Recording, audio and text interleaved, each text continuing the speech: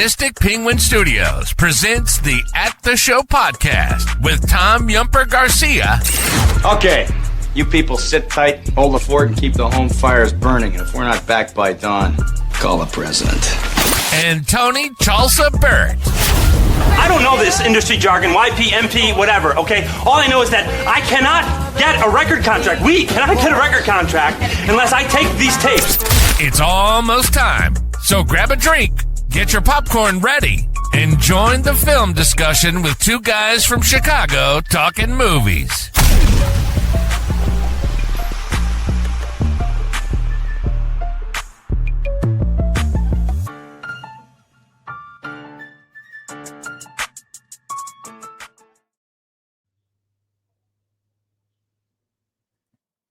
Hello, and welcome into another episode of the At the Show podcast. I'm one of your co-hosts, Tom Yumper Garcia, and I'm with my other co-host, Tony the Sugar Baggy Burt. Mr. Burt, we are back after a long hiatus, my man. Welcome back. I am excited to be here, and I hope everyone else out there is too. Yeah, if we didn't have any copyright issues, I would have played Back in the Saddle again by Aerosmith to lead us in. But I think WWE kind of outplayed that already. They did. I will agree.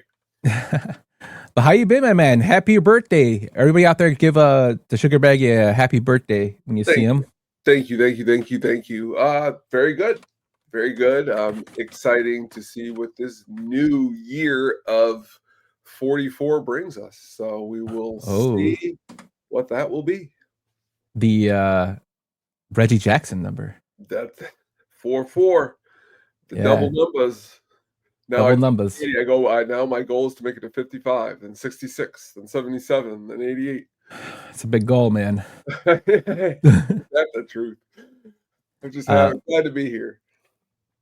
Yes, and so we know we've been away for a little bit, and we decided, let's just ease into things on our first episode back and talk some TV shows. Now, again, me and Sugar Bag are not sharing notes, which I actually am starting to like it more and more because it gives us more of a genuine conversation when we talk about this stuff on the pod. So we both selected some shows that we have not mentioned before. So I know we talked about our favorite shows before. I know I have 5 shows that I don't believe I mentioned or gone into depth with. And I know Tony has shows that he hasn't gone into depth with.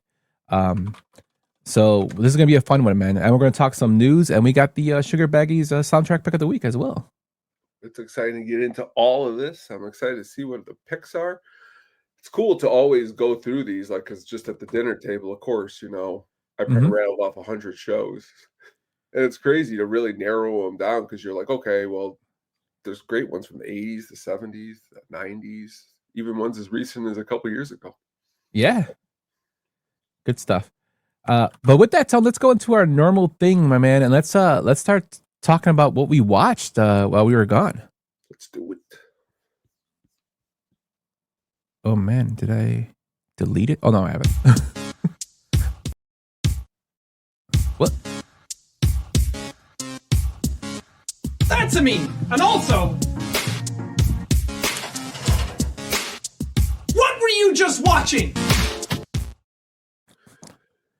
Man, I'm a little rusty there on those button pushing, man. What'd you watch this week, my guy? We'll start with Lincoln. Daniel Day-Lewis. There's so many actors in this that I will mention here in a second. But in school, we're wrapping up the Civil War. So it's hilarious. We just got the okay that we can play PG-13 movies if it relates to the content. And it got me thinking of our conversation that we've had before about Daniel Day-Lewis and really watching him in this role because I don't know how, I've seen bits and pieces of this movie, but sitting actually down and watching it, I've never really done that. The movie's really good, and he does a really good job at playing Lincoln. Just really excellent is the casting of some of the other actors like Walter Goggins and James Spader and there's so many in there too. David Strathairn, you could just go on for a while, but his performance is really, really good. The kids enjoyed it, middle schoolers in 8th grade, they enjoyed it. What do you think of Lincoln? I think it's a very, very good film. Spielberg is probably one of his best films. You know how I feel about biopic picks, so I probably I think I've only seen it twice. It's a very long film. But like you said, the cast is packed, and you have a Jackie Earl Haley in there, who's Kelly Leak, who was kind of coming back on like a career resurgence after The Watchmen. So he kind of has a serious role in that film. But Daniel Day-Lewis, like we could argue about who's the best. In my opinion, he's my favorite actor of all time. I think he's one of the best to ever do it. And he knocks it out of the ballpark with this role. Yeah, definitely does that, and really a good period piece to showing a little bit more of Lincoln and what was going on in the times, and you can match it up to some of the stuff that's going on today. But all that being said, a good watch. And then on my birthday, when I was flipping through the channels, Airplane was on. Now, one thing that surprised me is that Airplane is rated PG. So to be fair, and honestly, in Airplane, when I turned it on, there's a scene where the guy's like, "Hey, you want to?" I think she's like, "You want a sip?" And she's like, "No, thank you, I don't drink." And then she takes out cocaine and snorts it, and it makes me laugh because I could play this movie at school because it's PG, and would I get in trouble because she's snorting? But it's the sign of the times. I know we've talked about Spielberg and the Temple of Doom making the ratings and changing some stuff around, but Airplane's a classic. A lot of good jokes. It's one that if you're ever in a bad mood, there's never been a time where I am feeling sad or down or I just think of Airplane. It makes me smile. The Zucker brothers do a really, really, really good job at what they do in the directing for this. But really good movie. I would say, I believe it's definitely in the top 20 funniest movies of all time. What do you think about Airplane? Oh, I love it. I mean, it's got like iconic scenes in it, iconic sayings. Don't Call Me Shirley. You got Kareem Abdul-Jabbar in it. It's just, and then that kind of plays into like going into like Showtime, the show on HBO with the Lakers. That shows that little tidbit. You got Leslie Nielsen coming out like prime Leslie Nielsen before he got into the Naked Gun films going in. So you got so many hilarious scenes. Airplane 2, not a big fan, but the original Airplane, love it. You can take like Airplane 2, Caddyshack 2, and you really got to tie someone to a chair to watch those movies. I mean, Caddyshack 2 is a little better than Airplane 2. Airplane 2 is really bad because I like Airplane so much. I'm expecting Airplane 2 to at the very least, try to hang with it. It doesn't come anywhere near. Sequels, man. I mean, they just like when they try to spin off Uncle Eddie, Cousin Eddie, from National Lampoons. I mean, the Holiday Eddie's. Yeah, his Holiday Island or something like that. That movie was horrible. I won that in a really bad Christmas grab bag one year, like one where you didn't have to pay for anything but wrap up the worst gift. And I was like, "Ooh, a DVD! This one looks like a DVD. I wrap it. That's what it is." But yeah, not good. But speaking of sequels, it looks like you saw a sequel here. Yeah, so I know we were planning to go see Mortal Kombat 2, but you were a little busy, and then when it came off the weekend, I decided to ask my wife to see if she wanted to go, and she's like, "Yeah." So we went and saw it. Opening weekend on Sunday night, and I gotta say I really enjoyed it. So did my wife. It's very, very more faithful to the video game than the first one was. It's gory. I, for one, still like Ashby from the first film, Aiden Ashby as Johnny Cage. I think he's the better Johnny Cage, but that does not take away from the new Johnny Cage in the film, Carl Urban, who I think does a really, really good job. And people think that Johnny Cage is actually the focal point of the movie. While he's not the typical like badass Johnny Cage that people think. He's comedic, but he loses a lot in the film. Spoiler alert. But they did a really, really good job. The scenes where they're fighting, the fighting scenes they have, Tone, are total throwbacks to the video games. Like you'll see them. There's one where they do like the teleporting, like it's like a realm scene where it's Liu Kang versus Kung Lao, a possessed Kung Lao, and the background is straight out of the video game. Like it was so much nostalgia in it. The fatalities are awesome. The only thing I kind of felt a little bit like maybe they listened to the fans too much was with the character of Cole Young by Louis Tan. Now, I wasn't a huge fan of him in the last film, but it was more so the writing than it was anything. And he's pretty much eliminated pretty early in this film, which is not a spoiler because he actually did an interview talking about. He in this? Yeah, he's in it. He's in it for a little bit, and they basically kill him off. He gets like Who does? Shokan. Oh. He smashes his head with a hammer. It's pretty gruesome. Oh, that's kind of cool. Yeah. So, but he actually came out and said that the character's probably not going to come back due to the outcry by the fans that didn't like his character, which it's kind of sucks because I think he signed like a 4 film picture deal with this as the lead, and now they're taking it away from him. But there is talks that he could possibly come back as something else. But Josh Lawson as Kano steals the show again. He's hilarious. His timing. I didn't like it's to say how good this film is. It's not the greatest film, don't get me wrong, but if my wife can go see a Mortal Kombat film and really enjoy it, I think it did pretty well. Have you seen this? No, I have not. But everything that you've sold me on, I mean, definitely I want to check it out. It sounds incredible. What I was going to say though is people who complain about these type of movies, I mean, you got it. You know what you're getting into with this. There's not a whole lot of like, this is bad, besides a little of this, maybe a little of that. So to me, it looked like an improvement from the first one. And the first one was a good time. We've talked about it here on the show. So sounds like it's a good one to go see, honestly. Yeah, if now it has crossed the $100 million mark over its budget was $80 million. But it it's still straggling along, and it was up some heavy hitters. I think they really messed up by pushing this until the May. It was supposed to originally come out last year in October, and they pushed it to May. And then Street Fighter is also coming out. It also opened up against the Devil Wears Prada, which is not going to help. So they kind of shot themselves in the foot doing that. But nonetheless, there is a new one coming out. They're already writing it right now. Simon McQuaid has already said he's going to direct it. So there will be at least one more film, which I am looking forward to. So if you can, be sure to check it out. It's definitely worth. And I enjoyed this one better than I did the other one. Yeah, definitely it sounds like a must to go see. It's definitely on the big screen. Yeah.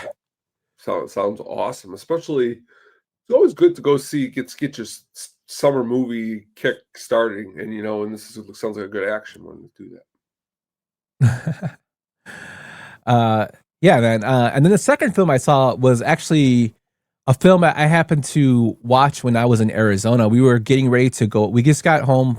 We got into our B&B from a long flight. We were just getting ready to go to out to eat on a Friday night. And I started watching this on a Thursday night. I started watching this a little bit while my wife was getting ready. And I actually started to enjoy it so much that I actually finished it on the flight home when I had time. And that is the 2026 film, The Wrecking Crew, with Dave Bautista and Jason Momoa.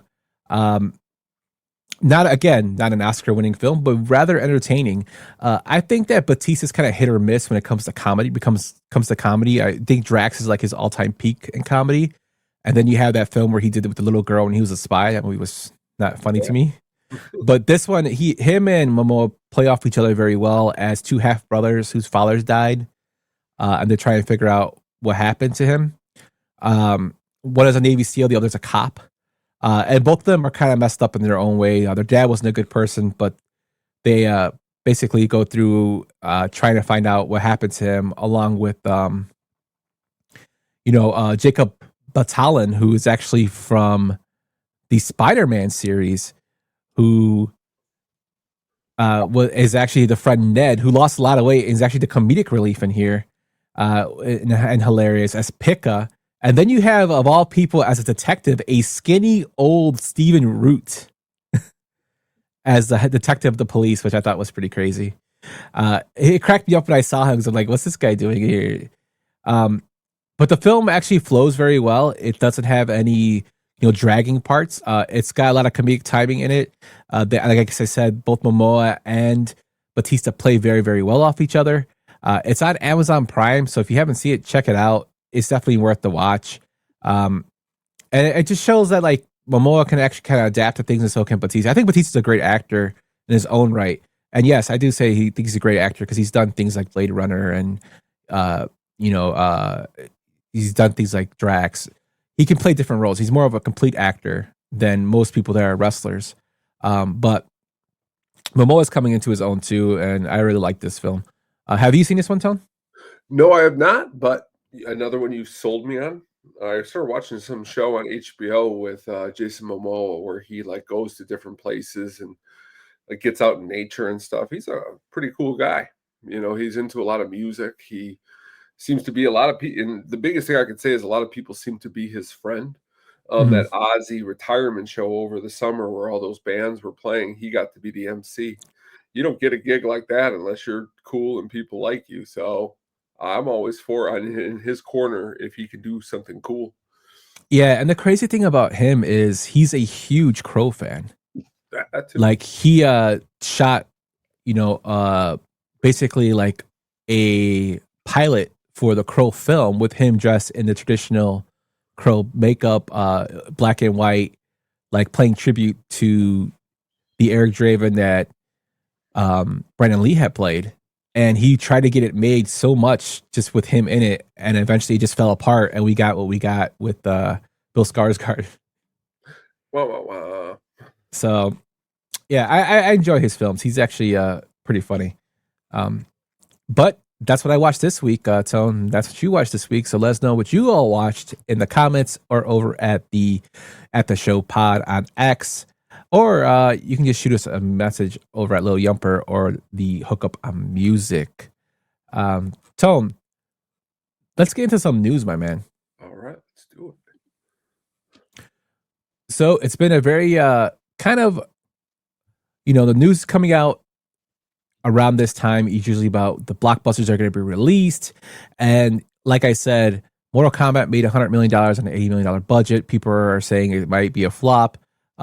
But you have the Mandalorian and the Child coming out that's made $12 million, and people are saying it's not going to be underselling, but it's not going to save Star Wars.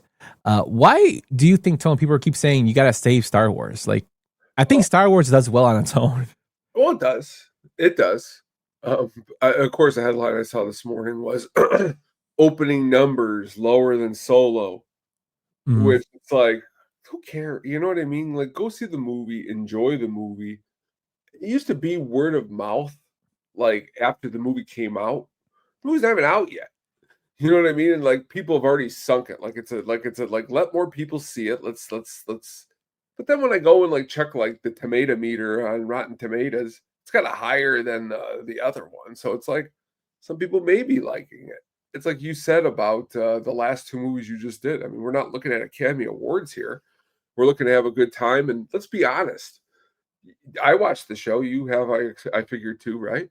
Mm-hmm. We're not looking for anything more than what the show was. I mean, maybe a little bit more, a longer show, but we're not like, what are we looking for here? You know what I mean? Like, so like if you got bigger expectations than what that show was, that could be a problem. I don't know. Yeah. I just think, I don't know what's going on in the critics and film industry right now, because like before we got on the show, like just the critics seem to be hating on a lot of things and putting a lot of personal opinions. And I understand you have to critique a film, but some of it is just like you're just doing a little too much. And then you have people on the internet, which is never a good place in anyway, complaining about every little thing. And I'm like, chill out. Like we all know that, films are not making as much money as they was. The anomaly right now is Michael, which made $700 million. Like, and when I went to go see Mortal Kombat, there were people dressed up like Michael Jackson at the theater, which I thought was pretty funny. That's another question though. I'd like to ask you. Mm-hmm. I know you. I mean, you're like, we can all say that we like to be advocates for things that are serious. Mm-hmm. What's that say about? I mean, the accusations that were thrown at the man that has just made $700 million and people are cheering him. I mean, And I mean it as in all, and I mean this in all due respect, because his music was really good. Yeah, But it surprised me. in that way, it's kind of crazy. But I don't know. No, it totally. I was thinking the same thing. It totally surprised me about so many people going. Then when I heard the film, I'm not spoiling anything. It only covers up to, I believe, like 87. Yeah, bad. Right. When Yeah. So and now they're going to release. There's news that they're releasing a second one. That's going to be coming into fruition. I don't know how they're going to navigate from that.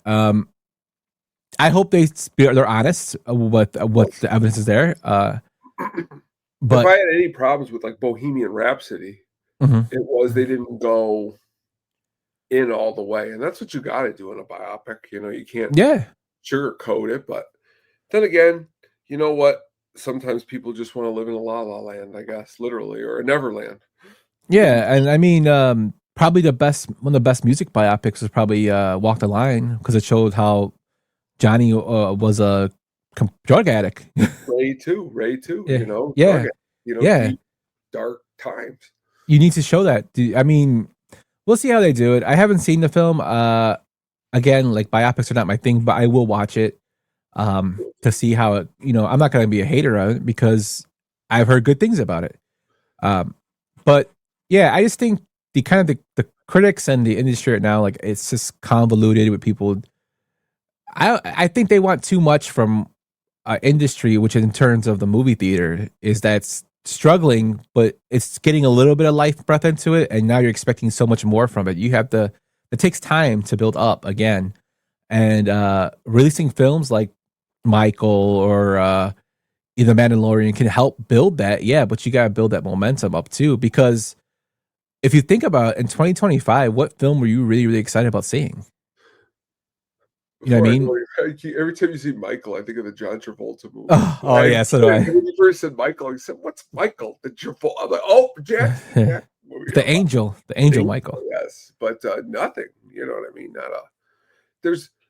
We're just living in a time where it's crazy though that Mortal Kombat didn't. And I don't.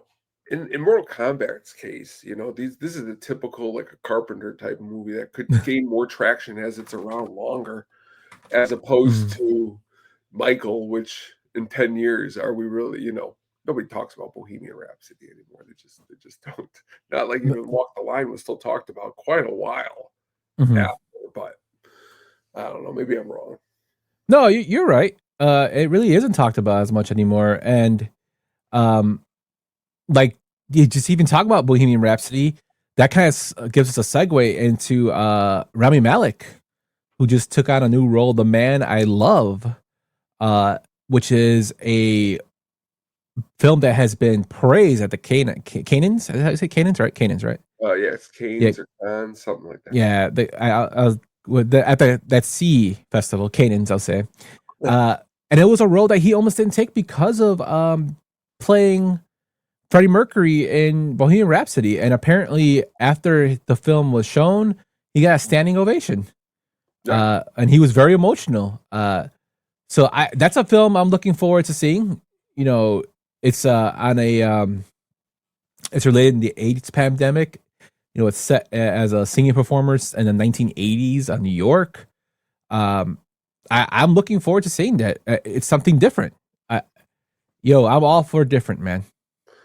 Rami Malek's good for that too. I mean, the thing about it is that, he's willing to put his work into anything. We're willing to watch it. One thing I didn't like about Bohemian Rhapsody was they made his teeth too big. A little cartoonish. Yeah, it was like kind of remind me of like Bugs Bunny or something. Well, it's just like there's things like there was a lot of inaccuracies to the band, but it's like we said, people just like to see what it's loud, it's big, it's not. I mean, honestly, and I know you don't like this movie. I really think the Doors movie's pretty good compared to Bohemian Rhapsody, just because the Doors movie, at least there's like linear storytelling that can work. Where like Bohemian Rhapsody, it's like we're watching Live Aid again, but with like there's literally full band performances in Michael Jackson and in this movie, whereas like in these other musical biopics, it's like a minute interlude of him on stage, or it's not like 7 minutes of Johnny Cash up there playing, but I don't know. I get you, man. I know you're gonna bring up the Doors. I could bet money on that. But moving on, Tone, one of the most popular shows on late night got canceled in the Stephen Colbert late night show. They say it was because of they're moving in a different direction. People think it's more of a silencing stuff. What do you think about this whole silencing thing of late night TV? Late night TV used to be my thing. Like, I mean, I could sit there and tell you how many times I sat and watched the monologues of Conan, of Jay Leno, of Letterman, of Colbert, or any of these guys. And because to me, it was just something that was kind of cool to watch at 10:35. And they're just jokes. They're just literally jokes. Like, that's what life is. Like, even if no matter where you're at, what you believe in, what you see, you just got to believe that they're jokes. And you also got to believe the jokes could swing both ways too. And you just got to laugh. And I think there's a big problem with that currently right now. And I think, unfortunately, they felt the axe of that at the Colbert Show. I totally agree with you. What did that one guy say that runs X, Legalized Comedy? There are jokes. If you can't take a joke, don't be the butt of a joke. That's the way I look at it. Comedy is something that, appeals to the masses in a lot of ways. It reflects on what's going on in times. It can reflect on bad times that can make somebody make light of a bad time. It could change the mood to, for a realization. Like, it's hilarious what you're saying, and it's still kind of messed up that that's what's going on. And I think free speech is something that should be protected more. They're claiming that Colbert did not have enough advertisement dollars and so, but there was a whole political thing got thrown into it. I don't see why you would cut Colbert, but to speak of, the late night show itself, it's kind of like a dying breed now. You think there's Jimmy Kimmel and Jimmy Fallon left, and God knows Jimmy Fallon is horrible. I'm sorry. I used to like late night, the Tonight Show with Johnny Carson, but when Jimmy took over, it was okay. And then something about Jimmy Fallon, he seems very, very fake. Now you just some of the stories I've heard. Yeah. Like I say this always to my class or to a lot of people, like if you're berating people and behind the scenes and then you run out there and you're like, hello, everybody, doesn't really give a good vibe. It just doesn't. Definitely does not. And Jimmy Kimmel's okay. It's just funny that he was in the Man Show and now he's a late night with Jimmy Kimmel. But I mean, even Conan's not in that got out of the late night game on TBS. It's kind of like an art that's kind of dying, and that's unfortunate, man. Well, it was like generation after generation watched that, but I'll be honest with you, our generation's more sometimes staring at their phone and they're not really interested in what late night or what any kind of like that would say. My older cousin, like he said something the other day, and honestly, I didn't have any I didn't feel like debating him, but he's like, real comedy's dead. Comedy's now on short videos. And I wanted to be like, are you kidding me? But I just smiled and I said, yeah, of course. But it's not. It's definitely, and I hope he's listening right now, Dale. It's definitely short videos. It's the last piece of art that you can't really manipulate. So like that's why it's easy to try to just smash it down, because like using a hot mic with a comedian is the best way to tell if that comedian, one, is good, two, for the comedian's own, if he can do, they can do it with their live audience. And when it comes to video, you can edit, you can do X amount of takes. It only has to be so long, but when you're in that live crowd and you're getting the feedback and you're getting heckled and whatnot, that's like baptism under fire, man. It is. And that I have a lot of respect for comics. Like actors, I have respect for it, but they're more in a controlled area setting, unlike comedians who are just out in the public. Same thing with musicians and singers. They're out in the public. If they suck, I feel bad for them. Tomatoes. Yeah, a lot or something else. Maybe some onions. But one last thing, Tone. The Passion of the Christ 2 is coming out by Mel Gibson. Man, are you disappointed Jim Caviezel isn't in it? Yeah, because I'm still waiting for Frequency 2. That's his best movie by far. Dad. But with Quaid. Oh God, what a bad trio! Mel Gibson, but I just think I think it's too late. That movie did really well. I never seen it. I couldn't tell you anything. I never sat down and watched it. Not my cup of Joe. But I think he waited too long to make this movie for people who are going to care as much as he thinks they will. I could be wrong about that. I feel like it's going to hit like the last Beverly Hills Cop. So it's going to come on Netflix? Yeah, or it's going to be something real quick. Oh, yeah. But it's not going to be 3, 4. I mean, I'm going to look it up right now how much the original one made, but it's made quite a lot of money. Yeah, so I did see the original in theater. I saw it when I was at U of I. 30 million to make, 30 million to make, 612 at the box office. It's not making sense. I saw it during Lent. Go see during Lent. And I went with a bunch of my college roommates, and I was just like, what the hell did I just watch? Very graphic. I knew what he was trying to go for. I'm not really into religious films, especially ones about Christ, besides The Last Temptation of Christ, I think. See, that's why I didn't want to see it, because I'd already seen a great film. But I am not going to see this film. I'm sorry if you're expecting a review from me, or I'm probably not going to see it. I'm more looking forward to this Spider-Man noir stuff that Nicolas Cage is getting into than The Passion of the Christ 2. Yeah, there's some stuff coming out that's a lot more interesting than that. So not really down with that. Yeah, so I know we went through a lot of little tidbits of news there, but we'll just close up the news segment this time, bring back some more news on our next show.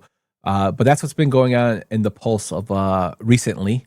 Luckily, we don't have any major deaths, big time actors. Although our guy Jackson from Bloodsport passed away.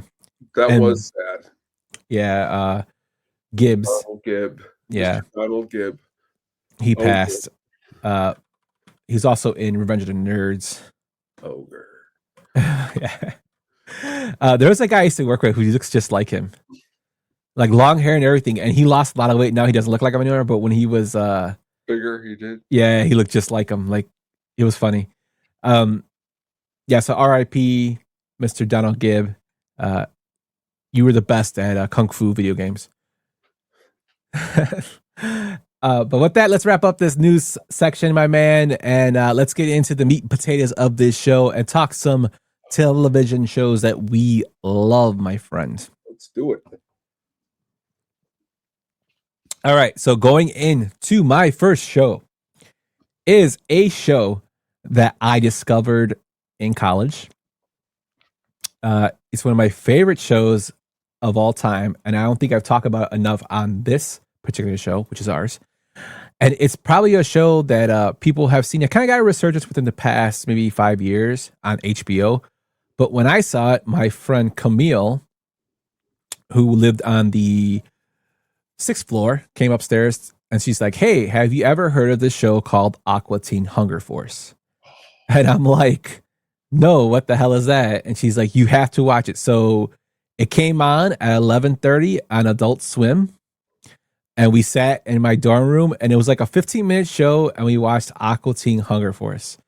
Now, it's a show that is completely out there. It's about a damn Shake, Meatball, and a Fry that are supposed to be detectives where they do no detective work, maybe except for the first episode. and they're just all the shenanigans that are going on. The voice acting is great. The music playing is great with Schooly D. You know, you had guests like David Cross on there, Isaac Hayes. The theme song is awesome. All theme songs actually, when it changes from the title, they change titles like to Unit Patrol Squad and then finally to Aqua Teen Hunger Force Forever. One of my favorite shows. I bought the DVDs when they came out, you know, until they stopped releasing them. And then it got canceled, and then it came back on HBO, and I still watch it here and there. Dana Snyder as Master Shake is my spirit animal. I love that show a lot, dude. He's hilarious. I shall walk so a child may live. It's one of I shall not walk so a child may live is one of my favorite quotes. I just love it. What do you think about Aqua Teen Hunger Force, man? Oh, well, a couple weeks ago, I'm sitting at my desk and I'm fiddling around, and then like out of the corner of my eye, one of my students is like, I could hear him just talking to himself, and he's like, he's saying Carl, and I'm hearing something about a shake, and I walk by him, and he's like drawing the Moonites down on a paper, and I like literally side glance him because like nobody's done this in 7 years at the school, and I go, what is that? And he like just stares at me and goes, is that Aqua Teen Hunger Force? And he gets the biggest smile on his face. He goes, you know what this is? And I said, do I know what this is? Aqua Teen Hunger Force is incredible because it's so original. It's such an original cartoon.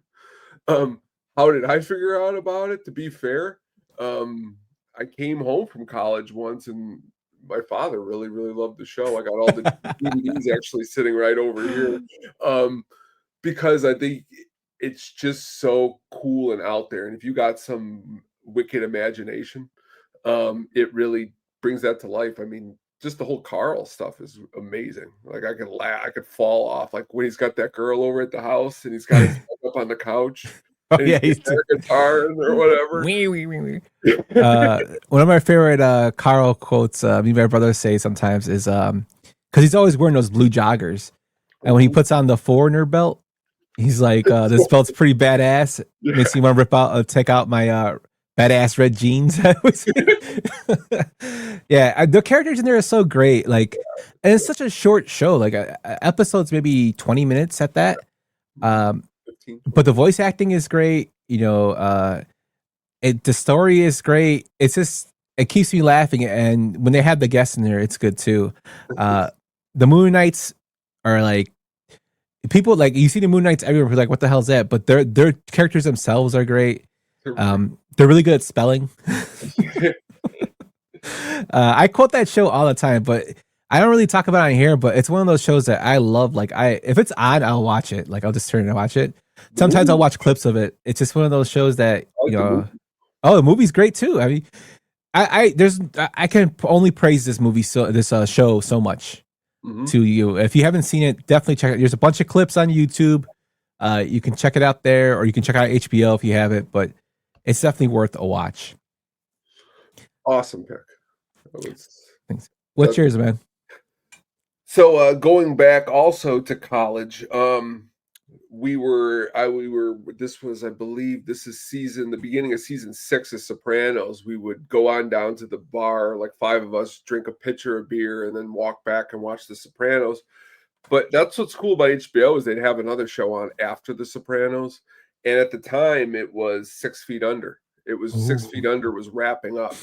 And for me personally, I've never watched a show that really can help somebody if you're dealing with loss as much as 6 Feet Under has personally helped me deal with lots of different kind of loss, because each episode of the 63 episodes of the 5 seasons that aired on HBO, it's pretty much somebody dies in the first couple minutes, and then they come to the funeral home, which this whole show is based out of a funeral home. And then it's the life that is lived between the people who have dealt with the death and then the people who are actually having the funeral at the place and all of that. And the actors in it are incredible. Even Freddie Rodriguez does a really good job. You know, he goes on to be in Planet Terror. You know, he stars in Planet Terror, but you got Michael C. Hall and Peter Krause. James Cromwell does a great job in this. Ed Begley Jr. does a good job in this. There's so many people who end up going on to be bigger stars that end up like as like guest stars in this show. It's actually pretty cool and incredible the way it is filmed. Creator Alan Ball just did a really good job on the visuals of what he was trying to present when he presented this show, because it shows all different kinds of deaths, and it shows all different kinds of ways of handling deaths. And other shows that are really high on the list, like take for instance a Breaking Bad. I don't know if we'll mention that, but going to said like Aaron Paul, he was starting a show like this. So what I've always loved out of all these shows we're going to talk about is if you can see an actor in an earlier show, but then pop up in another show. So 6 Feet Under means quite a lot to me because it's just really deep and it's really cool in a different way. You ever watch 6 Feet Under? Yeah, I have. I watched it a little later than its run. Unfortunately, I didn't catch it live. My mom actually got me into it. She was telling me about it. You got Michael C. Hall in it. Dexter. You Freddy Rodriguez, who he's from The Pest. That's right. I mostly know him. You got Jeremy Sisto, who probably people mostly know from Clueless, but he's also in Law and Order in it. You got a really good, strong cast in it. And yeah, it's really, really written very well. It's one of those series that ran for 5 seasons, but I think it was like it gradually, as it went along, went well in terms of it didn't really lose that luster of the first season, which you can't really say about for other shows. It kind of ran as long as it should have ran. Would I like more? Definitely. But you know what I mean? It's not as like it fell off so badly they had to cut it. You're absolutely right. It was something that was different. And the part of the funeral home, I think the whole, premise is just so interesting.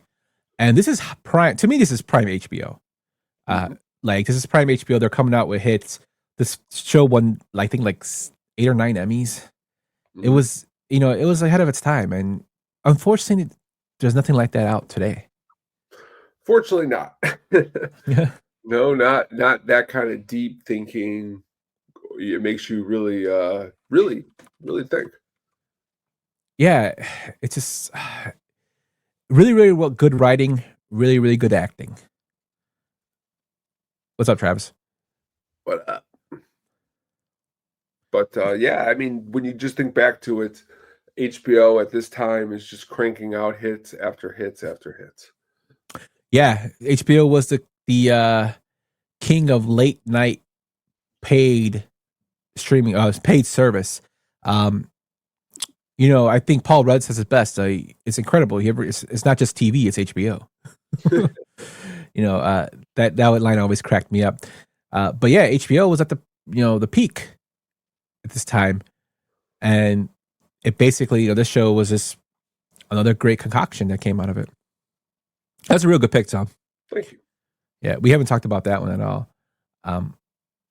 For my next pick, I'm going to cartoons again, man. I'm going to a show that made my love in martial arts and really got me into action cartoons, and I started going into a little bit of anime, which I started to get into more now that I'm older, which is Dragon Ball Z. It was a show that I first saw when I was in high school, my freshman year in high school. I saw it on Toonami. And for those who don't know, Toonami was on Cartoon Network at like 3 to 4 o'clock. Maybe a little later, 3 to 5. Had all like shows aimed at kids, action, venture, you name it. But it was like a big time for TV shows, with cartoons. And Dragon Ball Z was a show that I watched. I saw it with the Frieza saga was the first one I saw, and it made me want to watch more of it.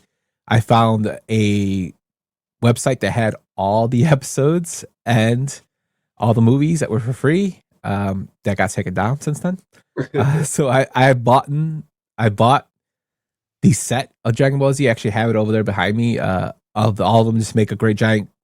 All the Dragon Balls are lined up with Goku. All 277 episodes. That this show has so many iconic characters, from Goku to Vegeta to Frieza to Captain Ginyu. You have Cell, which I wasn't really a fan of that one. You have the Boo series.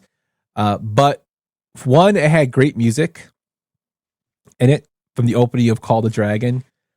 The acting was ridiculously stupid in the show, but it had a lot of action in it. And it also had a lot of slow moments, which I knew drove people nuts, but it cracked me up because it'd just be them two characters standing around going, which always made me laugh.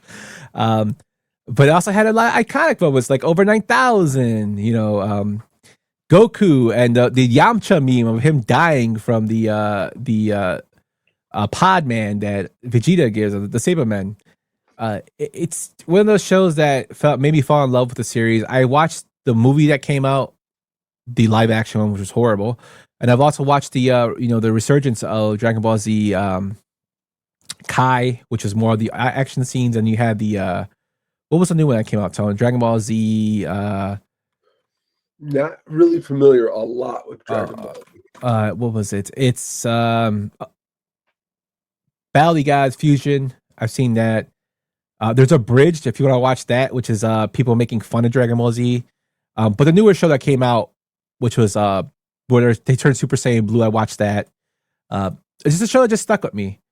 Yeah, it's corny, but it's the most action-packed cartoon, is what I always showed on. It always was like boosting on and boasting, and it's something that I just liked. It's dorky, yeah, but hey, it shaped my childhood, man. Or so I watched it with my brother. That's what's about. Yeah, it's just something that I really enjoyed that we don't really talk about. I'm not a big anime guy. I feel like I'm saying, I found like David Kaplan today because he's saying I'm not a something guy. That's one of his things. But like anime is something I'm not. I like some of the traditional anime, like Akira, Sinister, Wicked City, stuff like that. I'm starting to get back into anime now because of one of my friends from work. But this is like one of the films that really, one of the shows that got me into like looking for that kind of material. They got me into Rurouni Kenshin, which I'm not going to talk about, but it's a samurai show. This is one of the ones that I saw in Toonami with this that got me into it. And Toonami was so big, bro. Like at this time, Toonami was huge. Like everybody I knew was talking about Toonami at school. So you got 14-year-olds talking about this. I'm pretty sure older people were talking about it, but it was big when I was there. What about, did you watch Toonami at all? I know you're a little bit older than me, but did you watch it at all? No, honestly, I'm now more getting into some of these cartoons more than I was younger. I mean, even recently I watched like some of these superhero Batman and more serious ones, and I'm like, these are pretty cool. These are actually really cool. Where was I? I think what it was I always thought cartoons were like comedy. You know what I mean? Mm-hmm. Like, and I never associated seriousness with cartoons. But now that I'm older, it's definitely a good time to dig into some of the stuff. I mean, of course, Dragon Ball Z.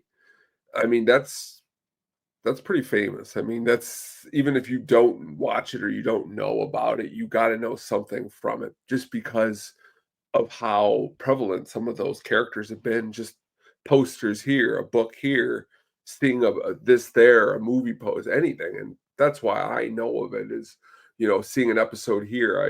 Friends in college may have it on in the background. It's pretty cool.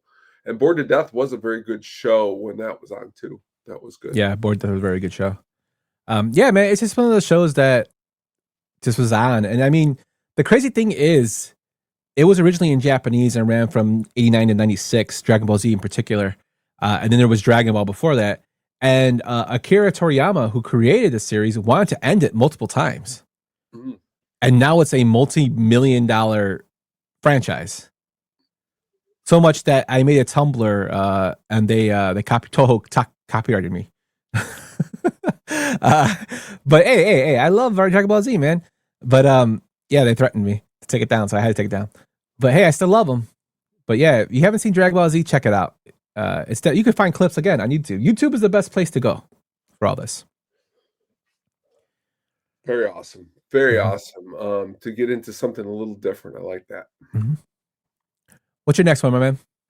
You You scrambled my list because you brought up somebody during our news segment, and I was over here moving things around, and I had to pick this, because this show is really, really awesome, and Rami Malek is really, really awesome in this show, and it's Mr. Robot. If you have not sat down and watched any of Mr. Robot, and you're looking for a huge mind trip and some amazing acting from Rami Malek, and also a big, huge resurgence of Christian Slater. I mean, Christian Slater's always been awesome, but Christian Slater's really, really good in this show. And so is some of the supporting characters. I've always been a B.D. Wong fan. Grace Goomer, who's in it, is Meryl Streep's daughter. You got a lot of cool Portia Doubleday, just a lot of cool people showing up in this show, but the idea of this computer hacker who suffers with social anxiety disorder, depression, dissociative identity disorder, and just all this crazy stuff. And honestly, me and Katie watched this whole show, and watching her face watch this show, it was like she's so confused, but so good because of what's going on. Like, I always dislike sometimes when people are like, this is just so I don't get it. It's confusing. Ride the ride. Wait till it's over. I mean, sometimes a show takes you on this journey, and I think that's, for me, that's what this show was. Also, for me, one of my favorite under the radar actors that especially I loved him in Boardwalk Empire, is what really got me going, was Bobby Cannavale. He shows up in here, does a really, really good job. Again, I like shows. You said it about 6 Feet Under. Quick. Wrap it up, 4 or 5 seasons. You did what you needed to do. It never really went down, kind of, and then you get out. That's what this show did. Yeah. Another show that I got into due to Rami Malek's. I heard so many things about it. It's also about hacking, which I went to school for cybersecurity, so I'm a nerd.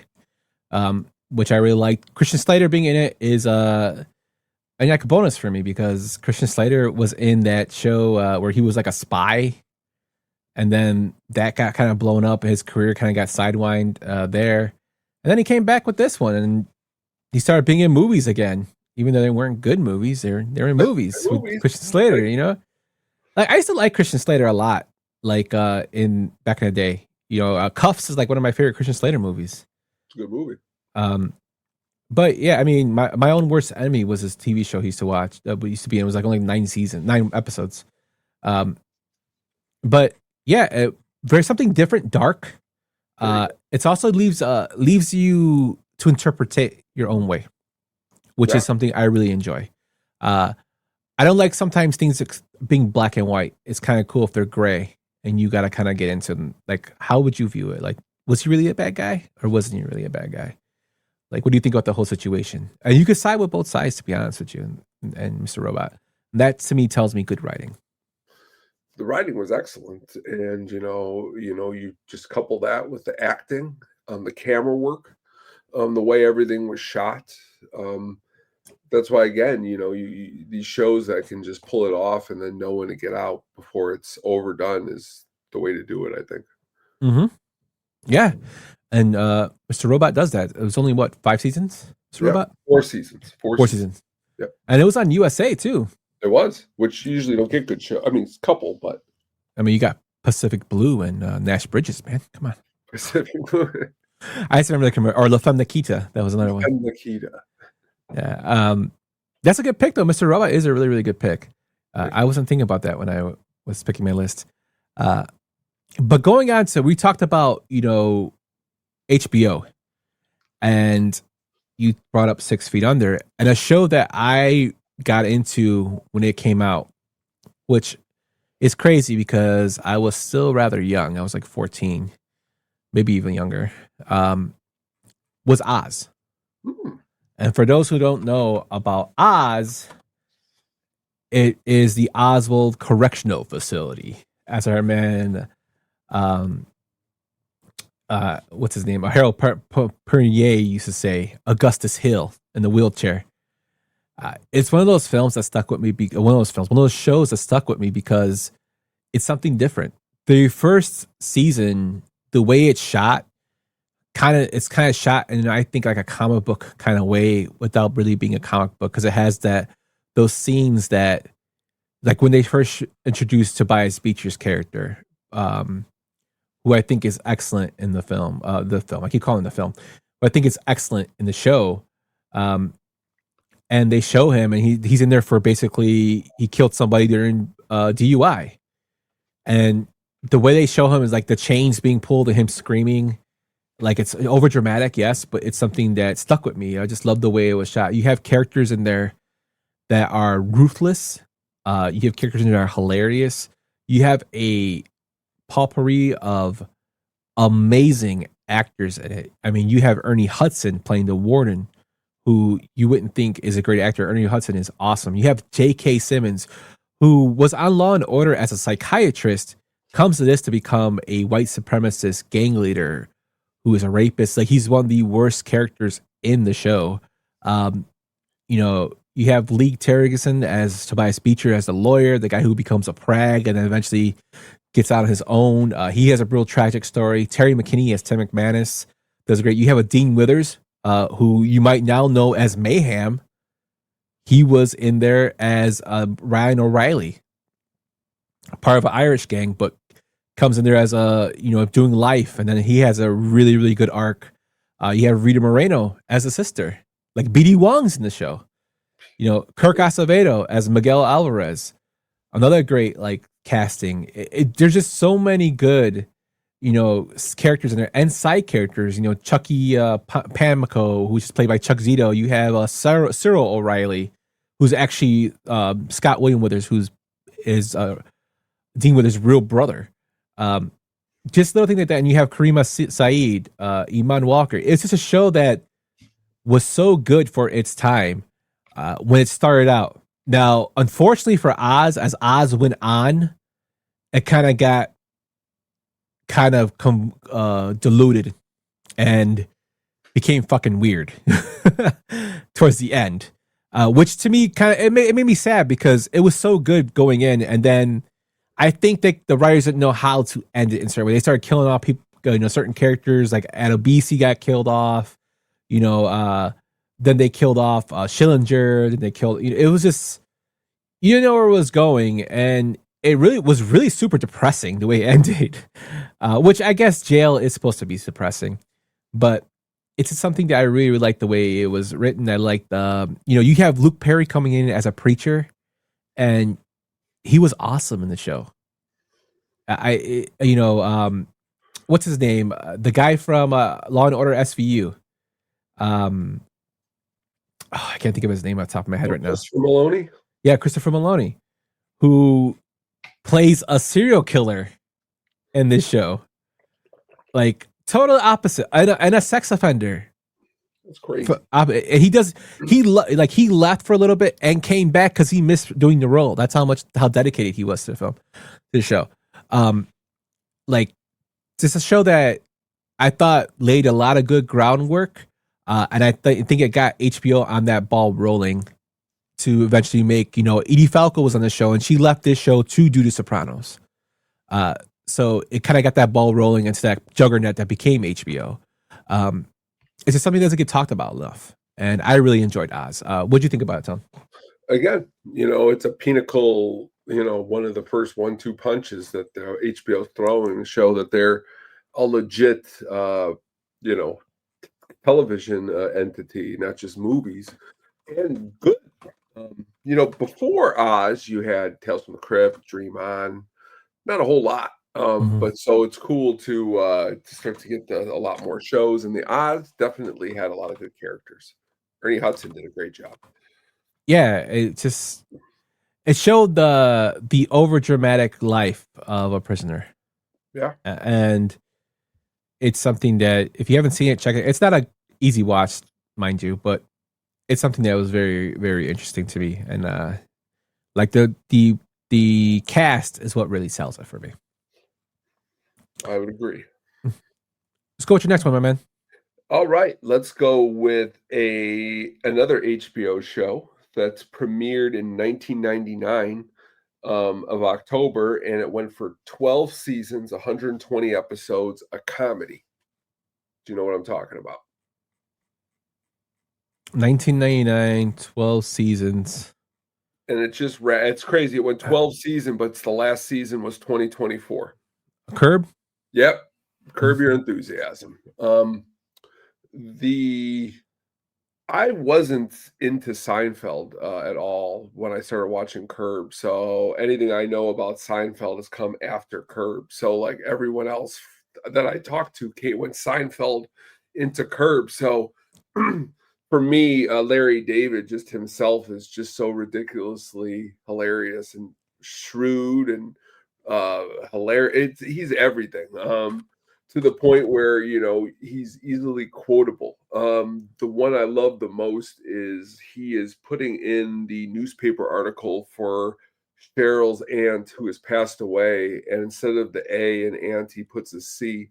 So in the newspaper, the uncle reads it, the dad from 16 Candles. He's like, "Beloved cunt," and then Larry's face is just like, "Oh shit," you know. Larry never really fights. He fights him in his own way, but the amount of people that are in the show, even the actors, Ted Danson, who honestly I had never really thought much of Ted Danson at all until I watched him on the show and was like, okay, Ted, you're not that bad. And to be fair, it goes with a lot of other people on the show too.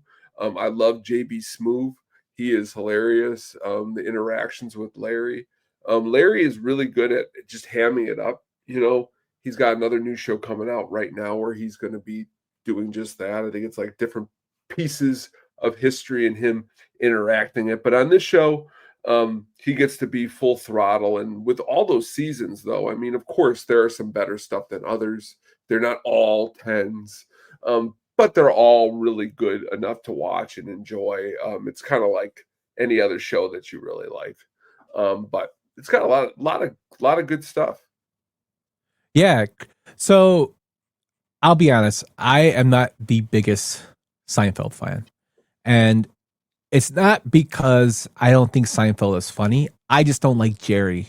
I think the character of Jerry is not, I think his supporting cast of Kramer, Elaine, George, those are and George's family are the more hilarious people over Jerry. I don't think Jerry Seinfeld is really funny in general. That's just me. But Curb gives me the person, because Seinfeld is a brainchild of both Larry and Jerry. Curb is Larry. Yeah. And although sometimes Larry kind of plays his jokes a little too long sometimes, but his mannerisms, the way he writes the episode, even the little thing where the guy with the blonde hair, Thor, yells at him, and Jeff Garland, who's his real best friend in real life, how they, play off each other. And then, you got Richard Lewis in there. Oh, Richard Lewis is my favorite. It's really, really done well. When Cheryl was on there, Cheryl Hines, I thought their chemistry was really good. And then, of course, he got divorced in real life. So he tried to portray it off real life, and then they kind of split the characters.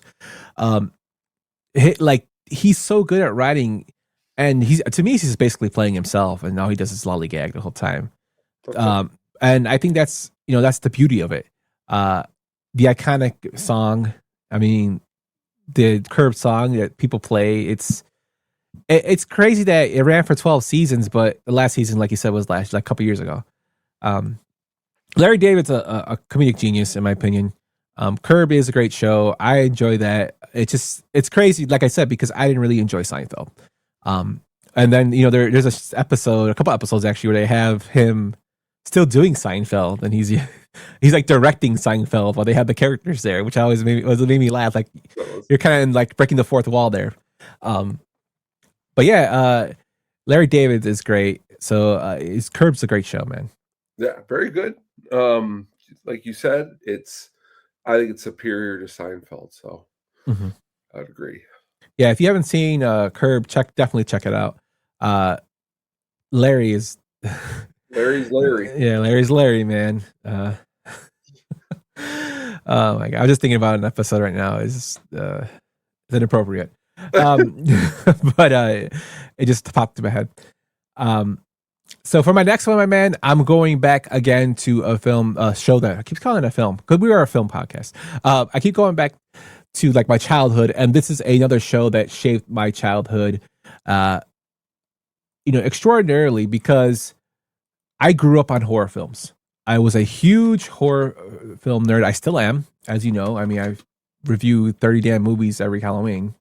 And when I first saw this show, it was aimed at kids. And it's something that really stuck with me because I grew up with, we had, Svengoolie, if you wanted to watch that. You had Monster Vision with Joe Bob Briggs.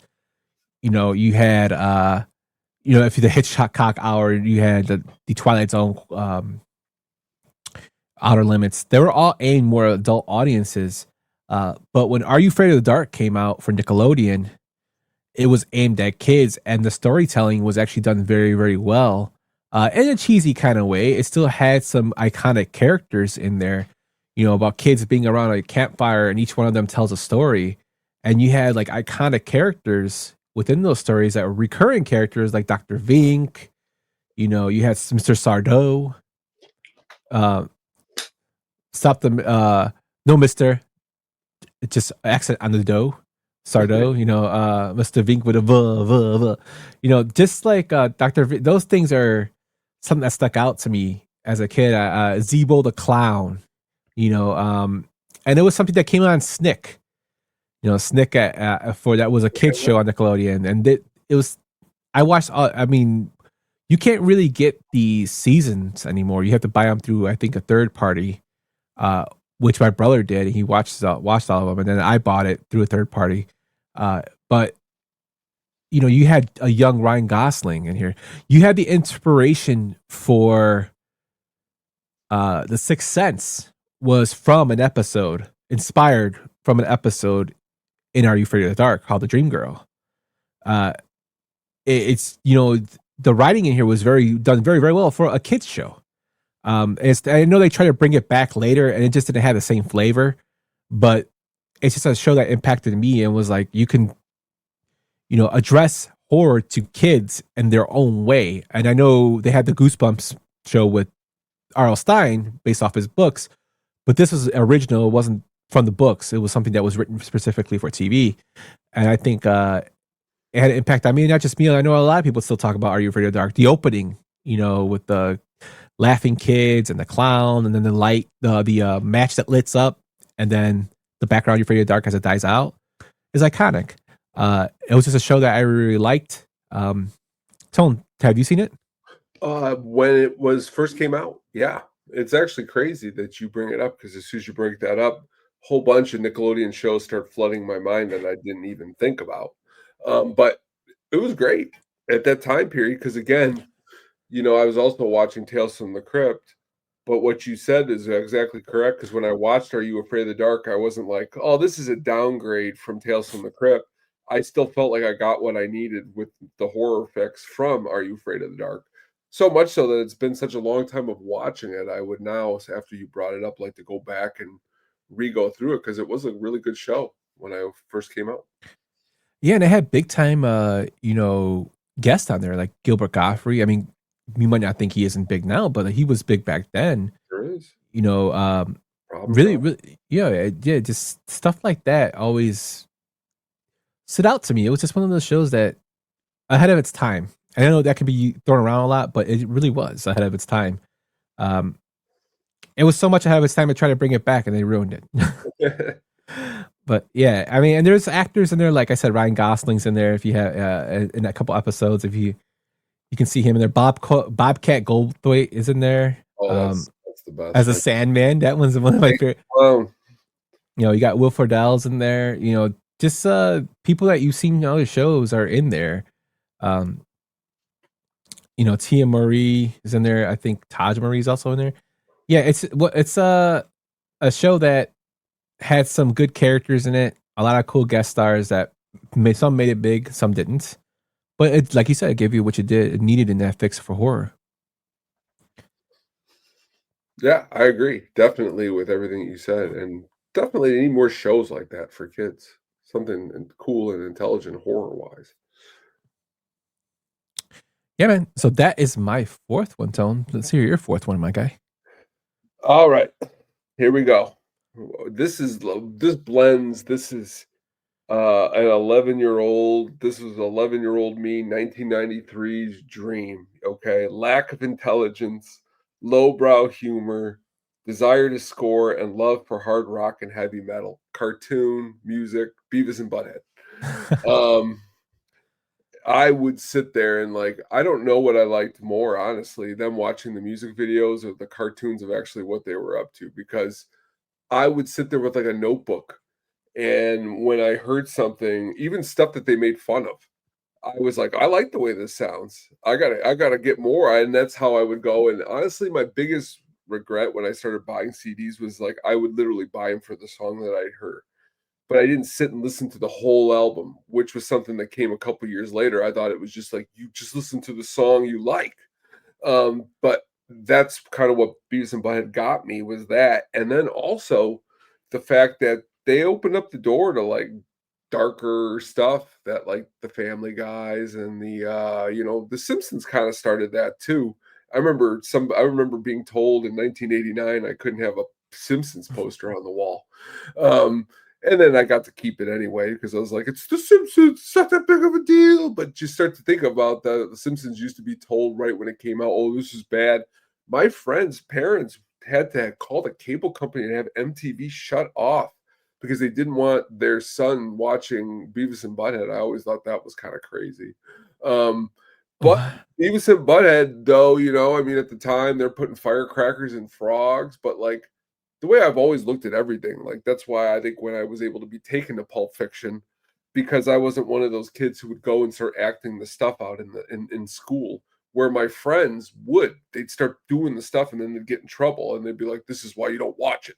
But for me, I was specifically told by my father that I was going to get in serious trouble if I repeated what I saw. And that was kind of like a cool, and Beavis and Butthead was huge for that. I mean, all the characters on Beavis and Butthead, from, you got the neighbor, you got the neighbor guy, Mr. Anderson, who actually ends up turning into King of the Hill. It's the same voice pretty much. So, Mike Judge is a legend when it comes to doing different stuff. He even did this other cartoon, Yump. I don't know if you've ever seen it. It's called Tales from the Tour Bus. And he did a funk season and he did a country season. But it's pretty much 8 episodes each season, and it pretty much goes into an artist's whole background, but cartooned.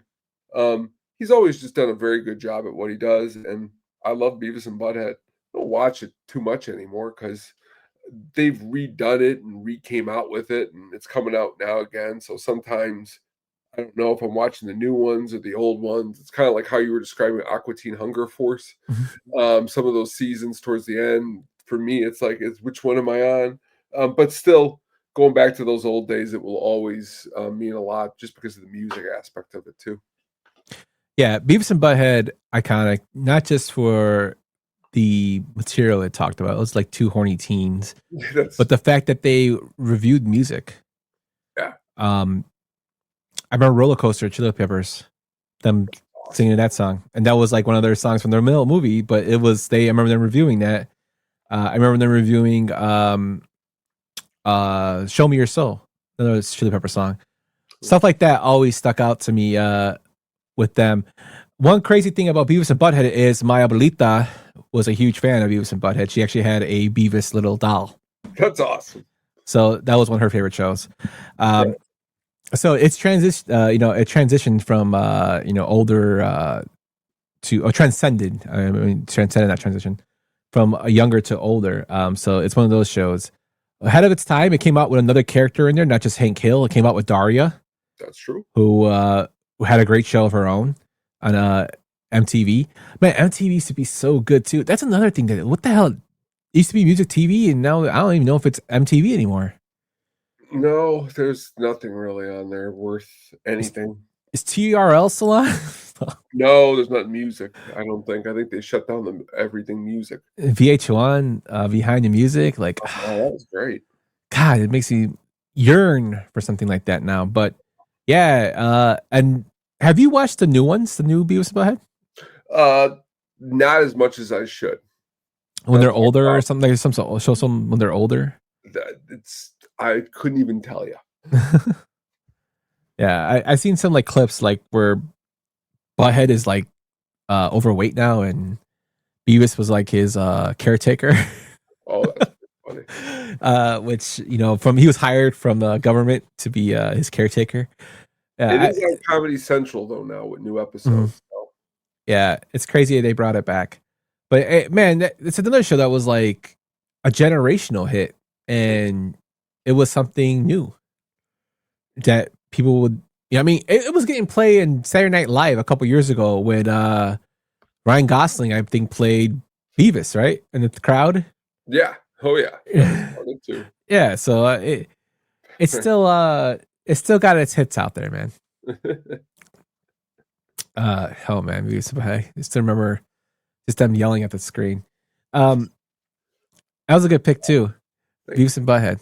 I'm gonna close mine out with another HBO show that can pretty much be summed up with one word, and that word is cocksucker. Deadwood. It's a show that only ran for 2 seasons. It ran for 3 seasons, and it only ran for 33 episodes, and then finally they made a Deadwood film that came out a few years ago to kind of wrap up the story. But it had so many iconic characters in it. Timothy Olyphant plays Seth Bullock, a sheriff that goes into the town of Deadwood, where it's like a mining city. It's set in the 1800s in the Western. You have Ian McShane, which is Al Swearington, who is probably one of the greatest characters in TV that nobody talks about. A guy who runs a brothel, ruthless, and also quite hilarious. He's the one that always says cocksucker. So if you think that Winston from John Wick is so like nice and he's kind of ruthless, yeah, Ian McShane in this one is like balls out crazy. Yes, like Brad Dourif plays a doctor as Doc Cochran. John Hawkes, who most people might know from Hardball, as Tiki, plays Soul Star. Trixie by Paula McCombson. You have Tom Noodle, who's played by Leon Rippey, who owns the bar. Robin Weigert, who plays Calamity Jane, does a great job in the show. Powers Booth as Cy. Titus Welliver as Silas Adams. Just a great casting, and the story is so good that people yearned for it to come back. And HBO kind of solved that by giving them a film, and the film was good too. It's actually a series that I go back and watch just because I think it's played out so well and the characters are done so well. No dull moments, great acting all around, and I think Brad Dourif should have won an Emmy for this show. Ian McShane stole Loud Thunder from everybody with his role, and he won a Golden Globe. But Brad Dourif was excellent in it, as was Robin Weigert as Calamity Jane. But yeah, just great acting and a Western. And it's not just like gun shooting. It's like how people are ruthless in the time of the Old West. And it's like you see the railroads coming in, you see the telephone poles starting to get put up. And you see how they pushed back against this town's pushing back against newer times by trying to stick to old customs. But you see how it's impacting them as well, along with the story going on. So if you haven't seen Deadwood, I highly recommend you see it. What do you think about Deadwood, Tone? It's probably the greatest crimes that they didn't do like a 4th and a 5th season, because that show that show's awesome. The movie was good too, to wrap up. I'm glad they did that. But back to the fact of just how well the show was, and being a huge Western fan, and them actually doing it really well, and the actors they had.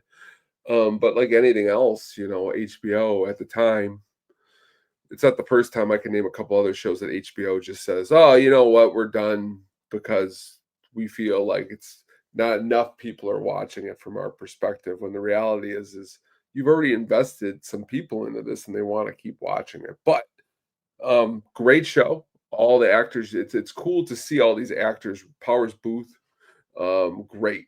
Brad Dourif, great. Oliphant, great. I mean, all these guys, you've seen them in other stuff, or if you haven't, I mean, Ian McShane, amazing in that show. I mean, you just said it, the way, the looks, the costumes. That's really what I think about when I think about that show, is how cool it would be able to work, just be in the costume department. All right, we got your costume, because everyone's got to wear these cool costumes. It's just a great show, and again, it shows HBO's strength. I mean, really, tonight, that's a big theme here of what we picked, is HBO's strong in what they have. Yeah, and a lot of these characters are based on real life characters. Now, there are some creative liberties taken, but Al Swearington was a real guy. He was a complete asshole. While Bill Hickok's in the film, in the show, Calamity Jane, of course, a real person. So these are all real people. They do take some creative liberties with them, but it's very, very well done. All I can say again for HBO is it's not TV, it's HBO. That's all you can say, because HBO was so great. And it does have good shows on now, but nothing compared to what it had back then.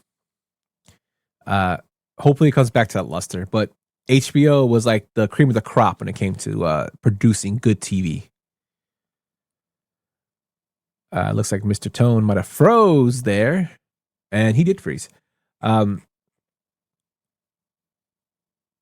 he did freeze. He's back. He's back. He's back. Oh, you're back now. Okay. All right. All right. You were like leaning over. That's what I was like, oh, did you freeze? Okay, cool. So that's my last one, is Deadwood. Tone, what's yours?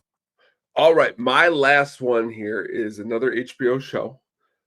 This to me is probably ran from 2006 to 2011, 5 years. And this also, when we were doing that Sopranos last season, and 6 Feet Under actually like wrapped up, they had a brand new show that one of my favorite actors that isn't Kurt Russell, who's kind of in that same vein for me. He sadly passed away, but would have been celebrating his birthday this week on the 17th, is Bill Paxton. Mm-hmm. If you've never sat down and watched Big Love, it is one of the greatest shows that you have never seen. Bill Paxton plays a polygamist who is married to 3 women. And just the idea of Bill Paxton trying to balance 3 marriages, because we all know balancing one marriage sometimes could be possibly tough. But Bill has 3 houses, and this is kept a secret in his neighborhood too. It's not like this is open. And he also runs like the biggest hardware store in town. And the pressures of his life and his family and everything just keep catching up. Bruce Dern plays his father, who's like a real polygamist, like out on an actual sect. This also has a lot of people like Jennifer Goodwin, Amanda Seyfried came from here first, Chloe Sevigny, Jean Triplehorn. Really, really, really excellent. Also, Aaron Paul was on the show before Breaking Bad. Really good at showing another, kind of like you were saying about 6 Feet Under, where you get into the life of people who are in a funeral home. For this, it's being able to understand for a fundamentalist Mormon family.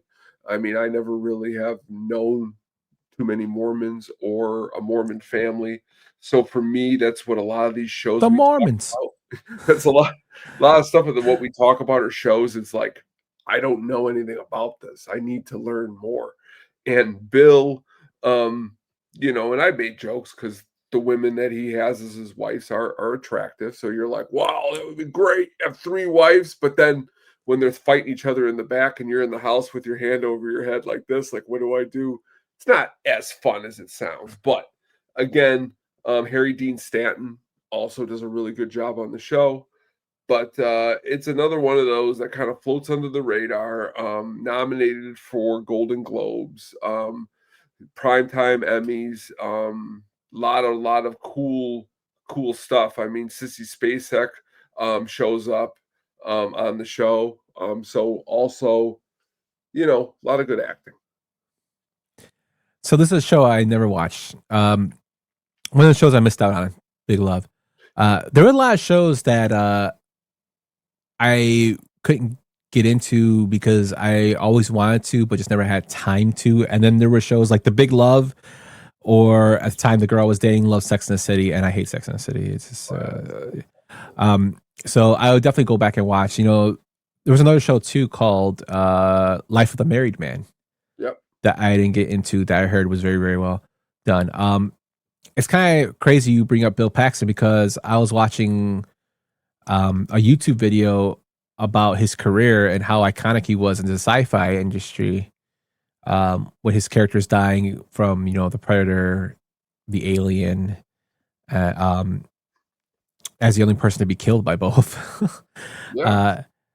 And looking at him, you know, in Twister, and then I looked at Reddit and they were talking about how iconic, you know, Twister was, and like, too bad Bill wasn't there. And then Bill did his own film of Frailty.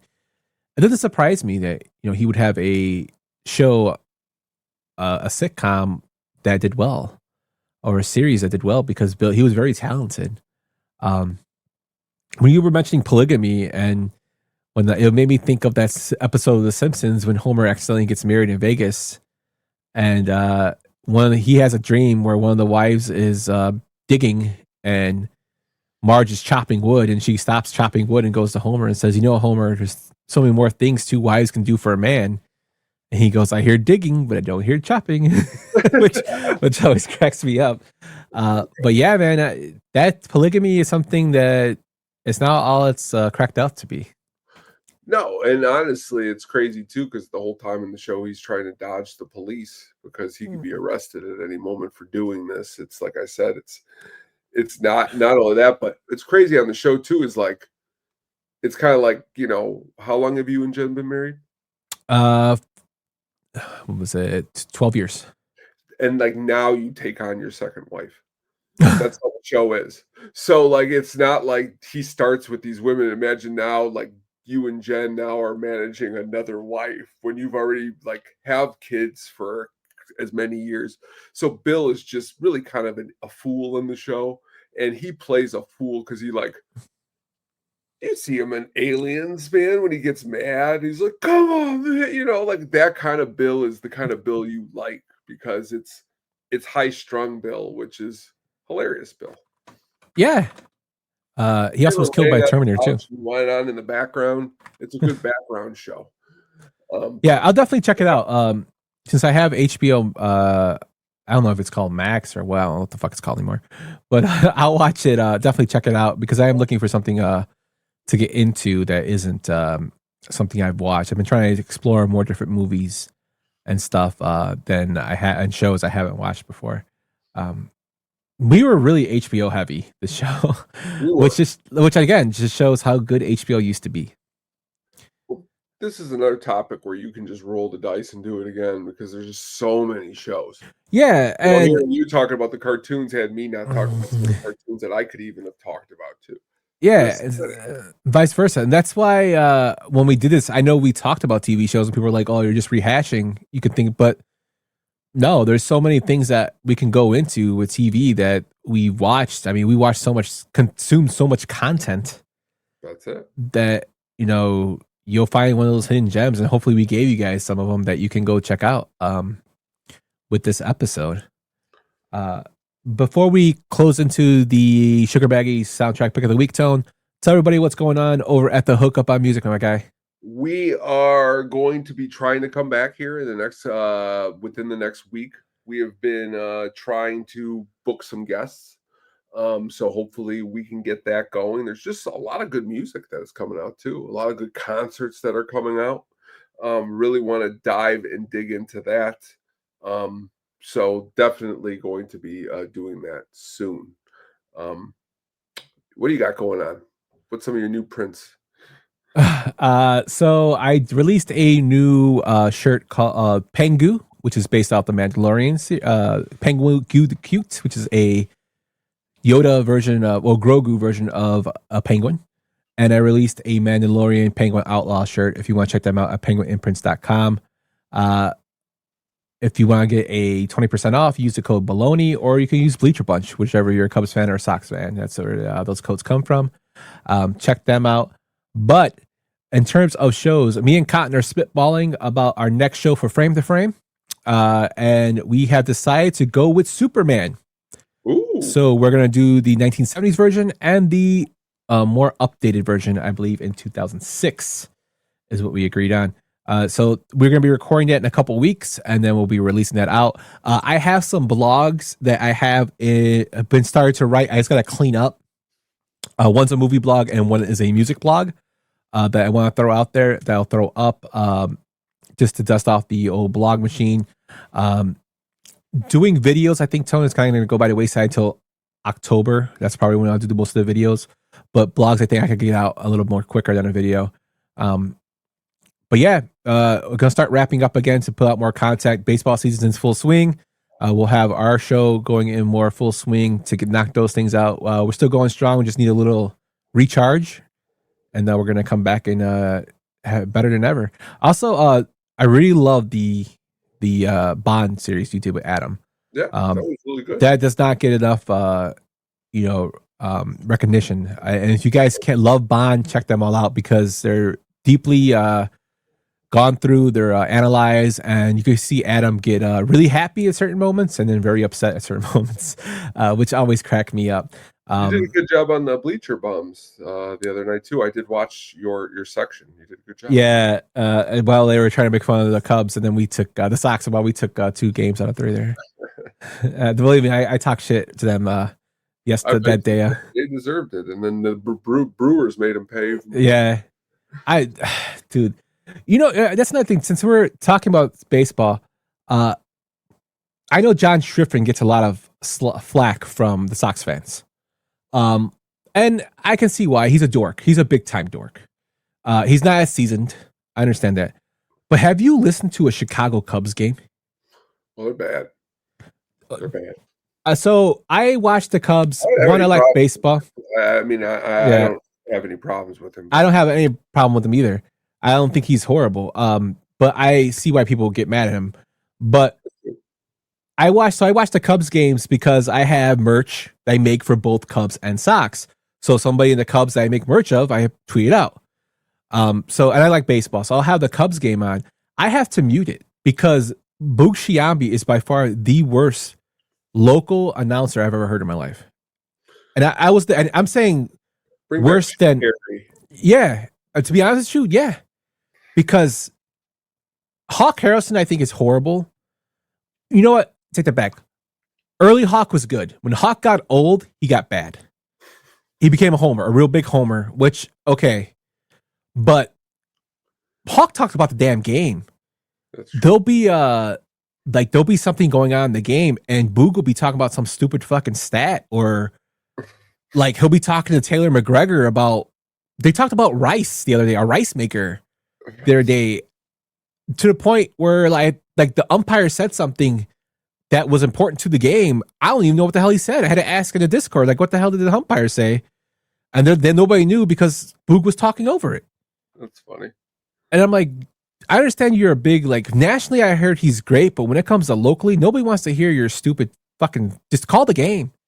Like, it just drives me nuts. And I'm sure he's a great guy, but Marquee has by far the worst announcers. I'm sorry, I had to go off on that because that was just driving me nuts. Like, I watched today on Apple, Wayne Randazzo was doing it. Totally, like, different than what's on Marquee. I'm like, just bring Randazzo and let him do the guest games. Oh my god, it drove me nuts. But yeah, I was on the Sun Ranto show. Check me out there. Tone, you're gonna be on it's getting drafty in here next week, right? With The Godfather? No, I am not. That's Adam. Okay, Adam. Yes. I couldn't remember if it was you or Adam that responded. It was Adam. Yeah, so Getting Drafty in here will be back next week, next Tuesday, I believe. And it will be doing recasting The Godfather with current actors. Adam is a great film mind, so very big film mind. Check him out. He will definitely give you some good insight there. As far as this show goes, guys, I have some guests out there that I have reached out to. I'm still waiting to hear back. So we got some stuff in some what they say stuff in the can. Stuff in the can or something in the fire. I don't know what the hell to call it. You know what I'm talking about, like those things. Burners. Yeah, stuff on the burners. I'm about horrible analogies. I'm sorry. but yeah, we got stuff that's in there that we're trying to get working. But Tony, I want to tell you, for Hook Our Music, reach out to Danny Rocket. I think you guys will hit it off pretty well. He's a big music guy. I will, definitely. He sounds like I said, Sun Ranto show. He does a really, really good job. Yeah, he does. He's all music. He writes his own songs and whatnot. But in terms of music, he writes his own songs. Oh, yeah. Check him out. But with that, all the do. Thank you everybody for listening. Before we go into the Sugar Baggies soundtrack, because be sure to check out Sadistic Penguin Studios, where we'll have those vlogs, all our podcasts there, and some really cool stuff coming soon. Also, we are close to 1,000 subscribers over on the YouTube. So if you're checking us out for the first time, hit the subscribe button and check us out some more. Por favor. We really appreciate it. We do this for fun as a way of creative outlet, and we'll continue to do this. We want you to come along for the ride. But with that tone, let's get into my favorite segment, the Sugar Baggies soundtrack pick of the week, my guy. The Sugar Baggies soundtrack pick of the week.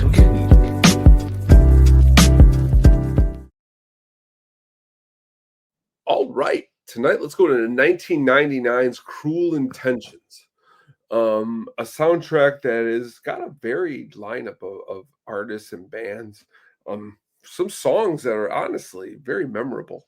I'll get started with the Connie Crow's Colorblind. Whenever I think of this movie, I think of that song right off the bat. And it's a really, really, really kind of like a sad song too. And at least that's how it sounds in my head when I hear it. And the movie itself, I will always remember my very good friend saying, "Oh, you got to watch this movie." And I go, "This movie? I'm not watching this." And then he put it on, and after it was over, he's like, "What'd you think?" And I was like, "That was a really awesome movie." And generally, the music is really gets the movie. It's one of those that the music really helps out a lot. A lot of good songs, like I said, "Praise You" by Fatboy Slim. That song is awesome. I really am a big fan of Coffee and TV by Blur. Of course, who doesn't know Bittersweet Symphony by The Verve? That's a song that when it first came out, like back in this time, I did not like it. But now that I'm older and I've listened to it more in a more not negative way, I could hear why it is an actually good song. But also Marcy's Playground, Placebo, who I've seen live. They do a really good job on Every You, Every Me. Amy Mann. There's some songs too that are in the movie but are not used, which is on the soundtrack, like Love Fool by the Cardigans. That is in the movie but not used. Also interesting is like Six Underground by the Sneaker Pimps is used, but that's not on the soundtrack. But that's what's kind of cool too about these soundtracks in these movies is you'll be hearing songs in the movie and then you'll go to the soundtrack. You're like, that's not on it. Why not? A lot of licensing issues because Smashing Pumpkins were going to be on the soundtrack to Sheila, but they could not get the rights. So good soundtrack though.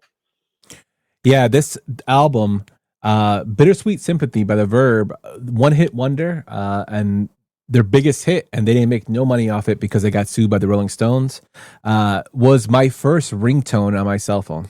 Ooh, I love this album. The movie was great, but Coffee and TV is my favorite Blur song. I love that video. Great video, actually. I also like Fatboy Slim's Praise You. Placebo was very, very good. Faithless Addictive was actually another good tune. This is like peak 90s, early 2000s, where they had those romantic like dramas that had excellent music in it. The MTV era, I would say. This film projected Reese Witherspoon to superstardom, along with everybody was in love with Sarah Michelle Gellar from Buffy, and she was great in here. And Ryan Phillippe, who I thought was gonna have a bigger career, did not, which was kind of crazy. But great pick, Tone. Great soundtrack. Thank you very much. Yeah. Before we go, I do want to mention we still got the 8-bit tea over at sadisticpenguin.printify.me for the At The Show podcast. Check it out there and pick one up to support us. But with that, Tone, anything else before we get out of here, my man? It was great to be back tonight. Yep. And I had a great time going through these awesome shows. That news segment really had me laughing at some points. And we will see everybody soon. Yep. Take it easy, y'all, and have a good Memorial Day weekend. Thanks for listening to the At The Show podcast, a Sadistic Penguin Studios production. Game over, man. It's game over. What the fuck are we gonna do now? What are we gonna do? Maybe we could build a fire, sing a couple of songs, huh? Why don't we try that?